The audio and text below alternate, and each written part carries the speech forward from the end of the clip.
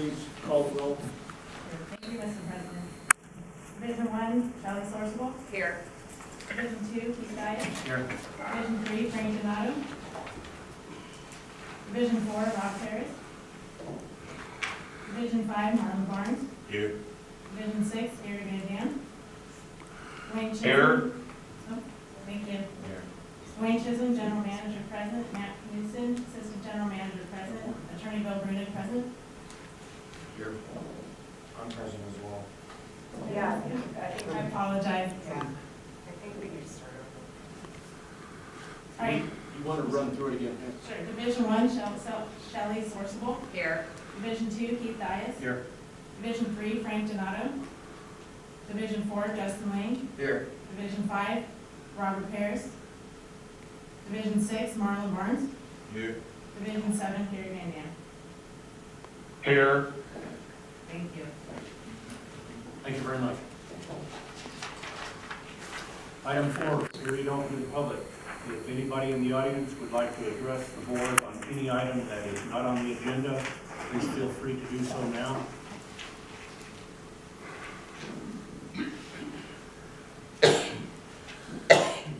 Item 6A, consideration and possible action on the minutes of the board meeting of August 28, 2018. Second.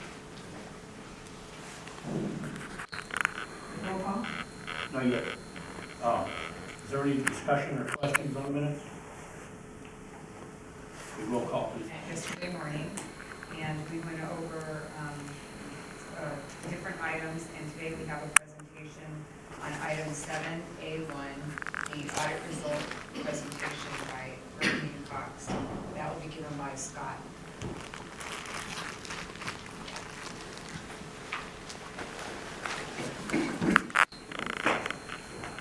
Good evening.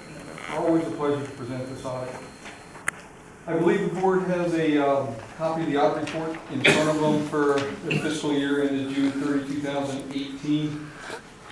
We're going to, what I'd like to just to briefly explain what's in the report, and then I have a little bit of a presentation to go through the actual financial numbers on the report. The audit report itself is mandated by the state of California, so this is the format for all the water agencies and special districts in California. On page 1 and 2 is the auditor's opinion, which is known as an unqualified opinion or a clean opinion. That's the report that we strive for, and that's the report that the agency likes to have on the front of their audit, saying, you know, this is a good audit report. Pages 3 through 7 is what's known as the management discussion and analysis. That's the agency's report to the public or the shareholders if it was a publicly held company. This is the agency's part of the audit report, where the agency has a place to put in the information into the audit report that they want into the audit report itself.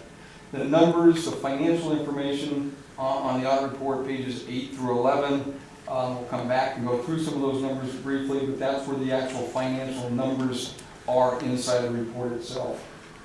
Pages 12 through 35 are notes to the financial statements. It gives a lot more detail and explanation as to what's on pages 8 and 11 as far as the financial information. It gives you details on the property, plant, and equipment. It gives you details on the long-term debt obligations and those kind of things. So the notes are what gives the reader a lot more information on what's on those 4 pages, 8 through 11. On page 36 is the last year's, when the agency approved their budget for fiscal year 17-18, that's the budget. It compares it to the actual results for 2018, and that's on page 36. Page 37 and 38 are the reports, our auditor reports and internal controls, making sure that the agency has the right safeguards in place to protect the assets of the agency and that they're being used appropriately.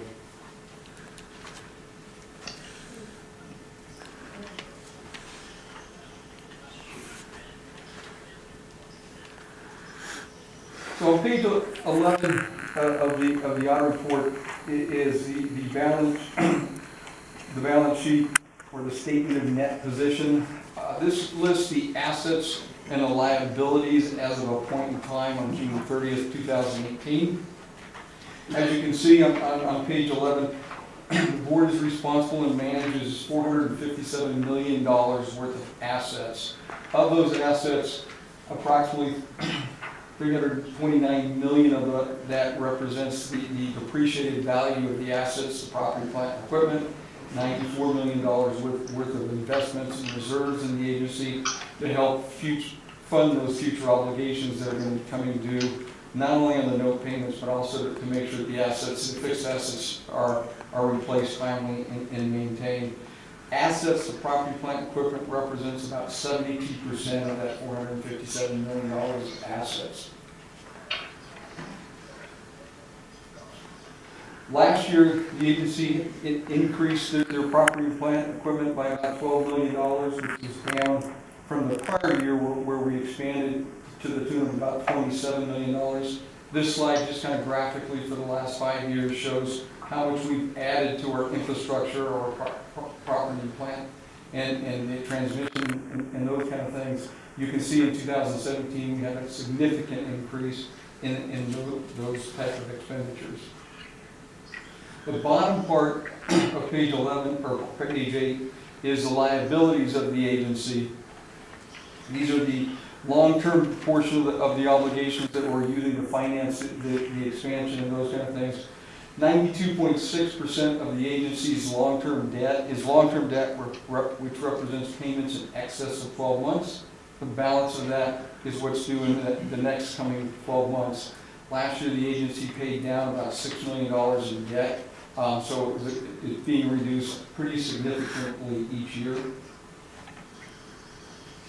The next slide is shows over on page 9, kind of a 5-year graphically what's going on with the revenues and expenditures. Last year, the agency brought in $29 million of operating revenues, and down about halfway through the page, $34 million in tax revenue and other types of revenues coming into the agency for the year. Total agency revenues last year were about $64 million. The expenditures are also listed under operating and non-operating. The largest expense of the agency is the state water contract that's being paid out each year for the water and the improvements on the aqueduct itself. The next slide just graphically shows the expenditures over the last 5 years. You can see how the state water contract continues to grow and is the agency's largest expense year after year. Again, there's a 5-year trend in the handout and the slides that show just where the expenses are each category for the last 5 years. And probably the best note, as always, is again, as auditors, we do not have any findings or recommendations of any financial matters for the agency for last year.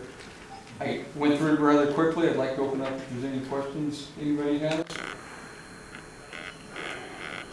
Any questions? Perfect, thank you. Thank you, Scott. Okay, item 7A2, consideration and possible action to accept and file the check register list for October 4th, 2018 through October 17th, 2018. I'm sorry to interrupt, but I think we need a board order for 7A1 to accept and file. Thank you. Do I have a motion?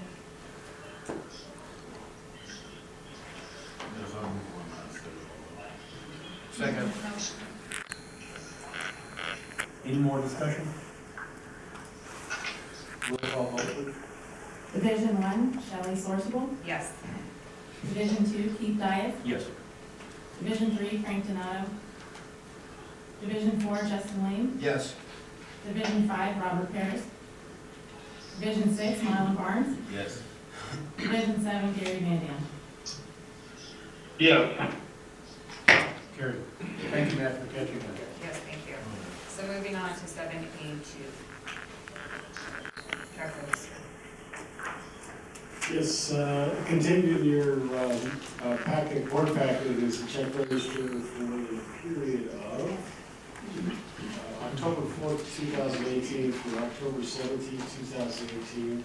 The Finance Committee reviewed the check register. There was no unusual or out of character type of expenditures that are associated with the check register and staff would recommend approval. To file. I'll move on board order 7. Second. Any more discussion or questions? Roll call vote, please. Division 1, Shelley Sourcewell. Yes. Division 2, Keith Dyer. Yes. Division 3, Frank Donato. Division 4, Justin Lee. Yes. Division 5, Robert Pierce. Division 6, Marlon Burns. Yes. Division 7, Gary Van Dam. Hey, Gary, can you mute your phone or turn the background noise down?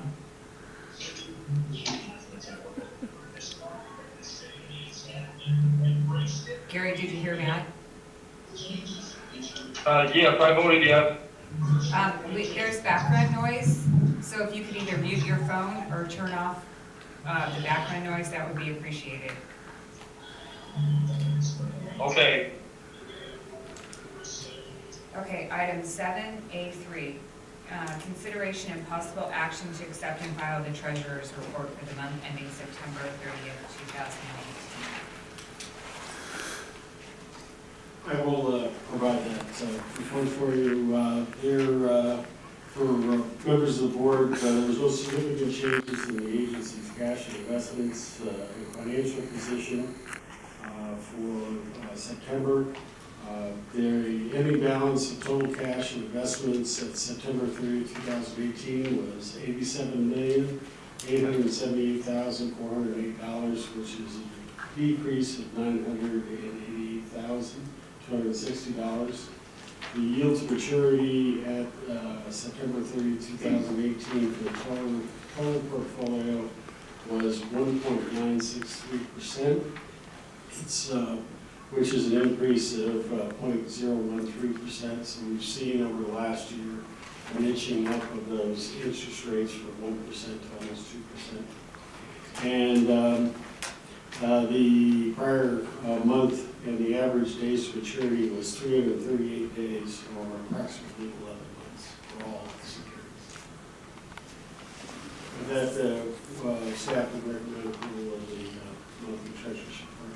Thank you, Dwayne. I'll move to approve. Second.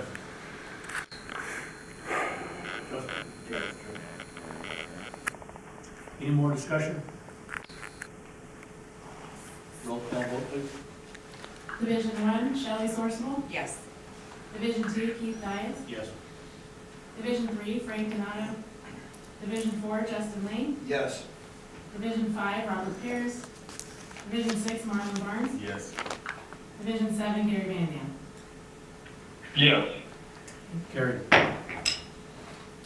Item 7A4, consideration and possible action on resolution number R-18-103, which establishing an updated agency reserve policy.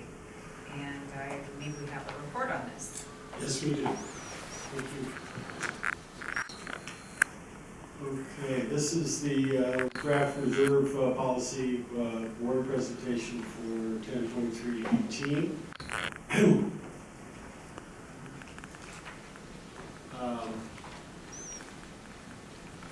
Well, I have a draft reserve policy. It assures the public and the rating agency that AVEK has a plan to address changing and unforeseen financial circumstances. As we all know, things happen through the course of an agency's lifetime. There are certain droughts and emergencies that occur, and especially for rating agencies who are rating an agency or giving ratings to potential bond sellers, they want to make sure that the agency has a contingency for addressing those emergencies should they occur. It also provides for the emergency preparedness of a well-maintained infrastructure, minimizes the impact of budget shortfalls so that you don't have any, you have a method in which to address those unanticipated expenditures. And it also gives fiscal justification for your rate setting decisions so that your rates are set appropriately, neither too high or too low, given the reserve policy parameters. So what did I do? Okay, there we go. So there's two types of reserves. There's designated reserves that are set aside for a specific purpose, and that's primarily what we're going to be talking about tonight. And then there's the non-designated reserves. And those are the monies that can be used for any purposes. And the agency has traditionally had some non-designated reserves that were available to the agencies to use for opportunities as they occurred in a particular wet year or in a dry year where they needed to acquire water for certain things. They used the non-designated reserves for those aspects. So, so when you have designated reserves, the policy will identify what the reserve funds are, what the amounts are. The policy also allows for those reserve fund amounts to be revised at any time. They can also be updated from time to time as circumstances change. They are a very workable number, and doesn't bind the board to just establishes guidelines. So there's nothing binding on the board, but it does provide a prudent rationale for how the agency is going to have reserves available for those emergency situations. Designated reserves, staff reviewed reserve policies from 4 or 5 other wholesale water agencies and came up with 5 designated reserves that we're recommending. One is the operating reserve for just normal operating expenses. A drought contingency reserve for periods of extreme drought.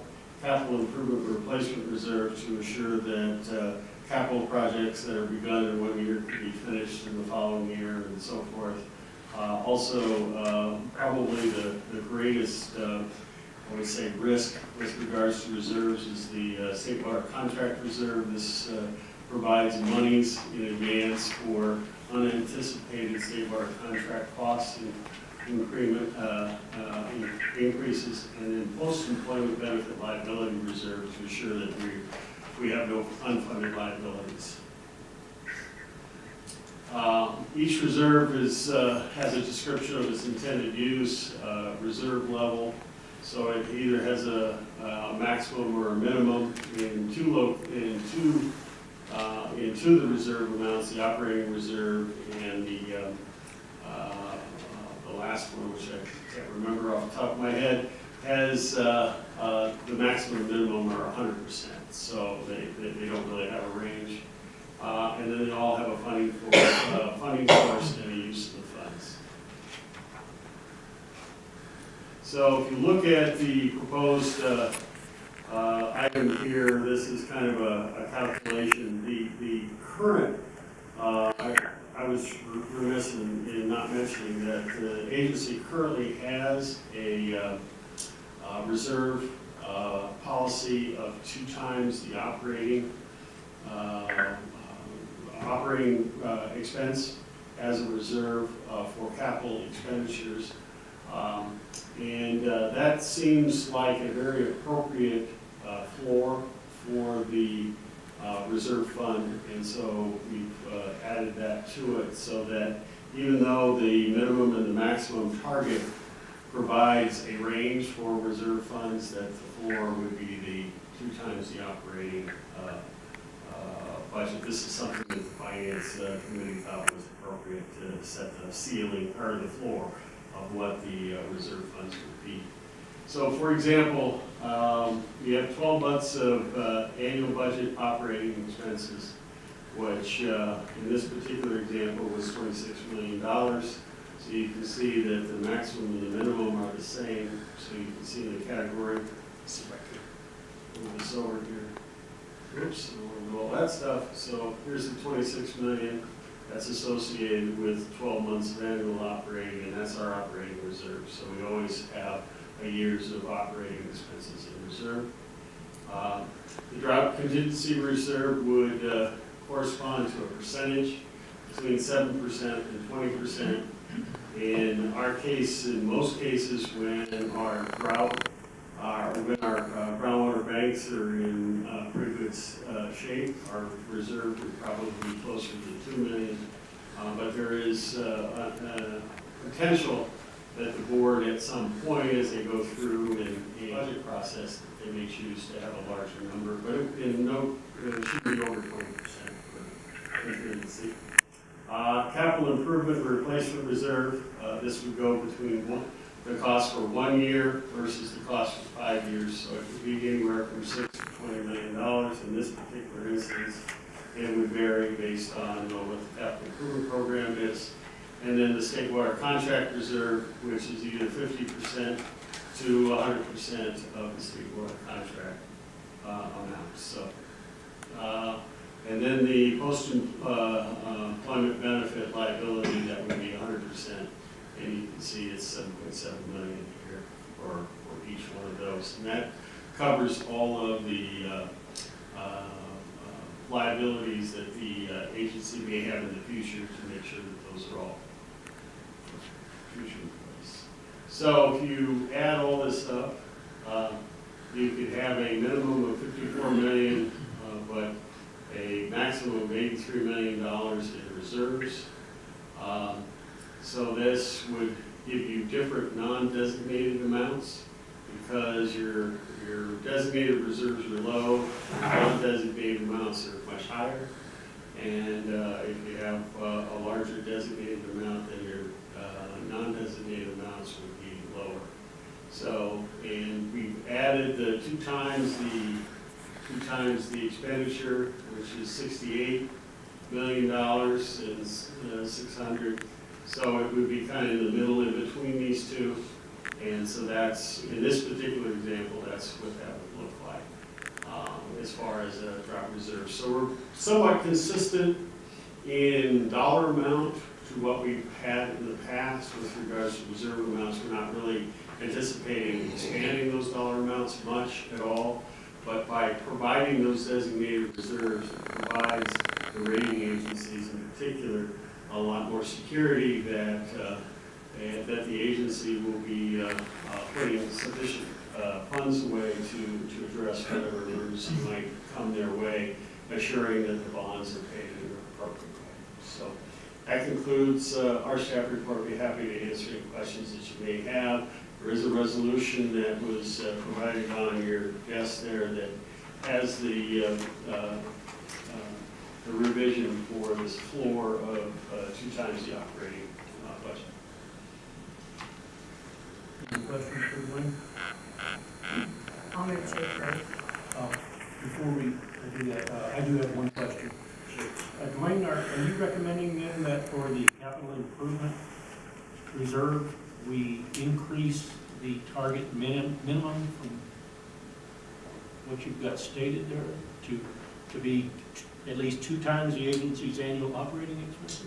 What I'm saying is that when we add up reserve funds 1 through 5, it will be no less than 2 times the operating.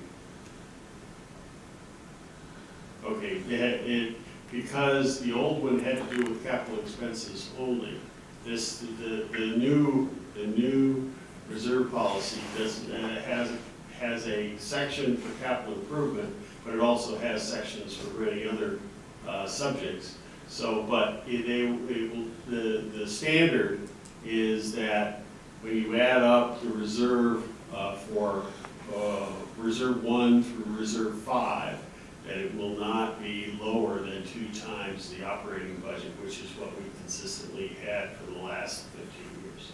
Doesn't that also include the non-designated amount? No, it does not. Okay, so it does not. That's correct. Okay, so what keeps saying is true, the minimum amount should be higher. Oh, of course, yes, yes. We're not setting policy, we're just giving you an example here. Okay. Okay, we're not setting, we're gonna establish the policy, and then in the next budget cycle, we'll go through and do a reserve amount for each of those. We're not setting these as the minimum or maximum reserves. You will have a set amount that the board will, but it just gives the board some guidelines, and it also gives the rating agency a guidelines of what we think the reserves should be. Okay. Okay, yeah, we're not, we're not setting these today, so we're Yeah. just giving you an example. The important thing that we wanted to make sure is that we do have a minimum of the 2%, which you Right. corrected. Yeah. Thank you. I think, Shelley, Yeah, make a motion. I'll move to approve the new reserve fund policy. Now second. Any more discussion? Maybe I should also say that it's resolution number R-18-103. Thank you. Roll call vote, please. Division 1, Shelley Sorsable. Yes. Division 2, Keith Dias. Yes. Division 3, Frank Donato. Division 4, Justin Lane. Yes. Division 5, Robert Parris. Division 6, Marlon Barnes. Yes. Division 7, Gary Van Dam. Yes. Carried. Thank you very much. That concludes the finance committee report. Thank you.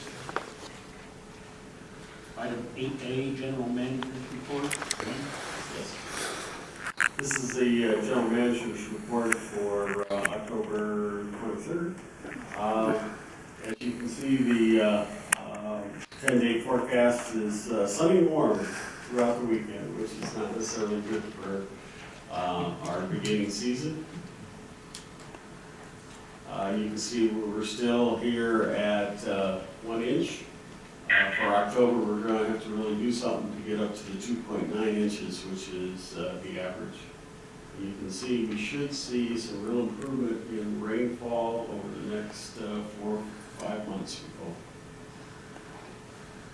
hope. Reservoir conditions, the reservoir conditions are, throughout the state are pretty much at average, with the exception of Oroville, which is artificially low due to the spillway construction.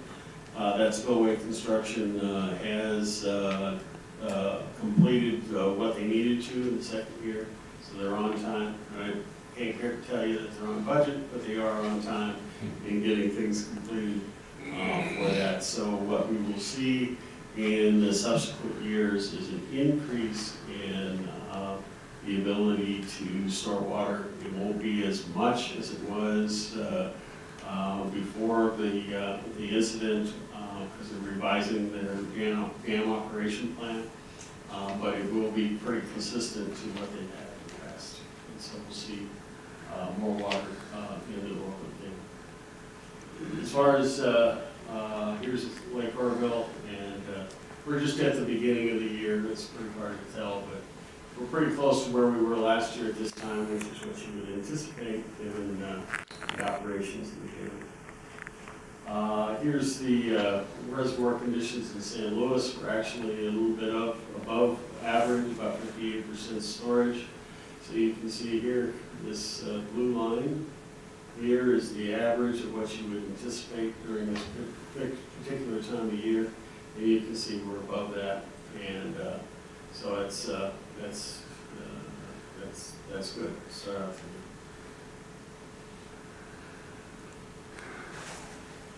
As far as the state water project, we had a 35% allocation. Our state water project deliveries through September were 53,228 acre feet. If you look at our total treated water flows, you can see that for this time period here, we've got 37 million gallons a day. Last year, we were 41 million gallons a day. So we're a little bit short. However, most of our demand has increased this year over last year. And so we're seeing a little bit better water consumption through our service area. As far as conventional treatment, you can see that under this line here, we're at 31 million versus 33 million gallons a day for flow last year. The big difference is the amount of water that's flowing through Quartz Hill right here, 28 to 31. From the geopurification side, you can see we're at 6.1 at the present time, and 7.2 is last year's flow rate. So we're a little down, which is what we as far as water bagging goes, we're considerably off what last year's total was. We're at 4.5 acre feet a day. We're at the present time where we were up at 217 acre feet a day during that very wet year last year. There was a question yesterday with regards to the amount of water that our customers had in storage in the West Side Water Bank. This particular graph here shows the supply. There it is.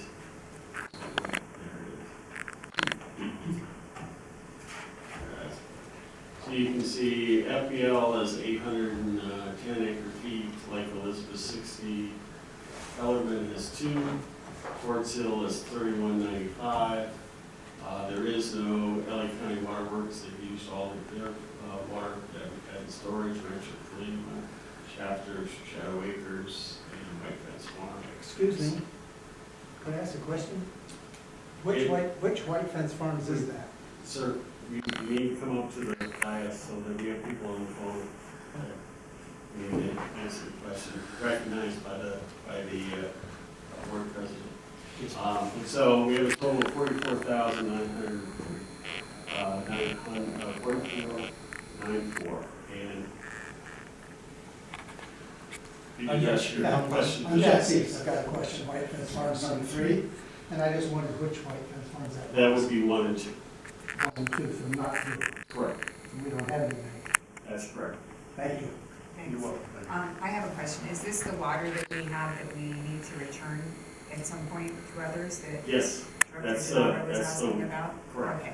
That's the Thank you. water that we have stored through water storage agreements with these various individuals and agencies. Great.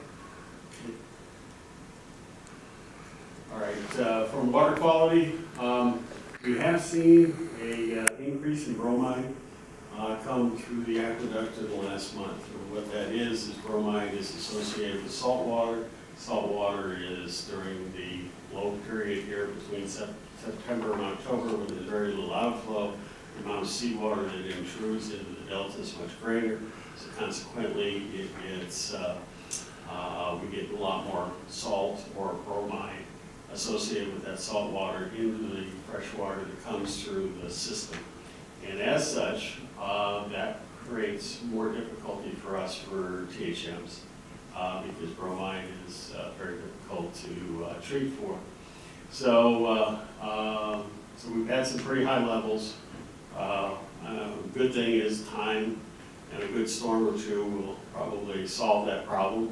And so that's why when we have these types of higher bromide levels, we can anticipate that our THM levels are going to increase. We have seen that in the Leona Valley area with some of our monitoring, and we anticipate that we'll see a high reading in Leona Valley next time we do our regulatory sampling. However, we've had such great lower months through the rest of the year. The running average will be well within standards. But we haven't seen that same level of increase in Acton, East Side, and Roseman, so they're all in real good shape relative to THMs. But that's something that we always look to try and optimize what we can with regards to the treatment for bromide. Well, what can we do in the meantime, or do we need to? There's nothing really we can do. You know, it's a seasonal variation that occurs every year, and there's really not much that would allow us to do that. I will say that our bromide levels will reduce significantly once the California water fix is done, because the water will be going around the delta, or a great part of it, rather than through the delta, so you wouldn't have the same bromide issues associated with that water quality. But we're still staying within range. Yes, Even though- yes, we're still well within standards. I'm just letting you know Is that it the within number, standards on an average, or is it within standards for this month? it's within standards within this month, because Okay. each month is on a running average. They understand that they aren't looking for a point source or a once a month level, because it doesn't provide any health issues. It's when it's a prolonged exposure, Okay.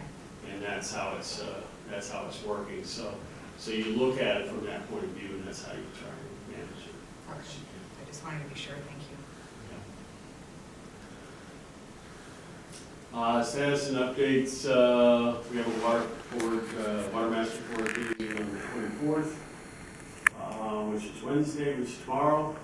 The National Water Resources Association is having a get-together on November 7th through the November 9th. Aqua Conference is November 27th to November 30th. I will be out of the office on November 9th. And the employee benefits open enrollment will be Monday, October 8th through Friday, November 2nd. So, that concludes my report for this evening. Any questions? Thank you, Mike.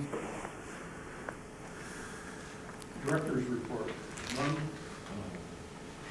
Shelley?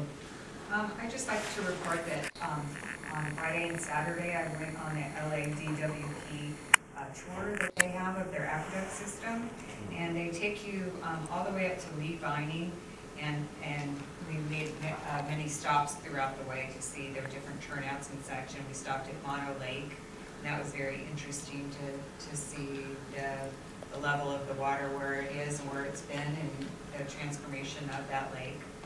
We also went up to Mammoth Lakes, and they did a very good job on presenting their area and how they get water down to the Los Angeles area.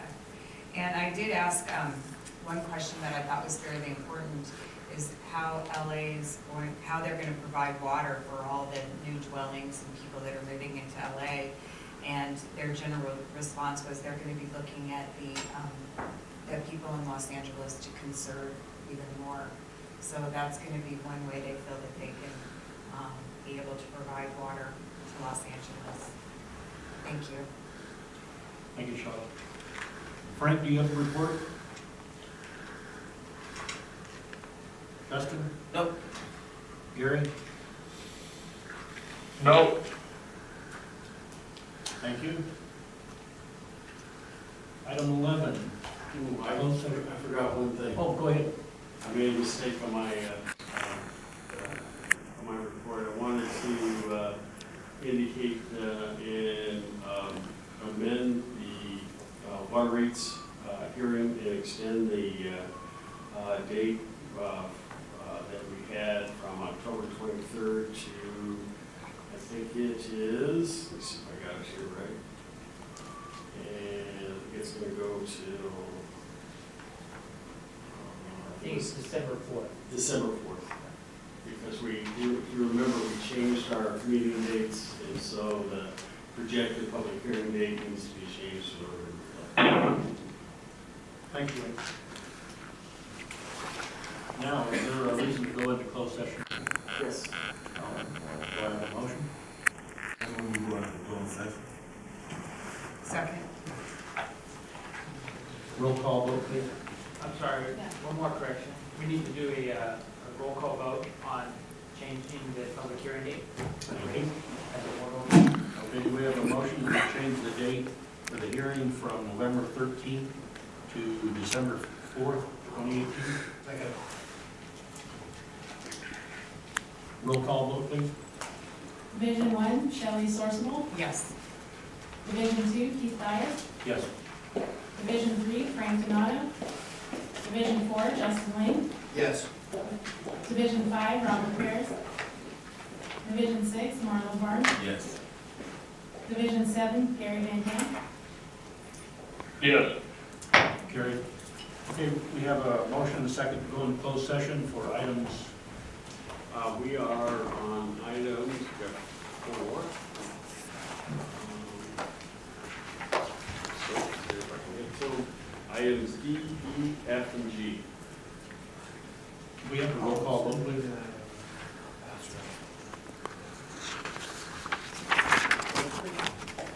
Could we have a roll call vote, please? Division 1, Shelley Sorsable. Yes. Division 2, Keith Dias. Yes. Division 3, Frank Donato. Division 4, Justin Lane. Yes. Division 5, Robert Harris. Division 6, Marlon Barnes. Yes. Division 7, Barry Van Dam. Yes. Carried. After a short 5-minute break, we'll look at closed session.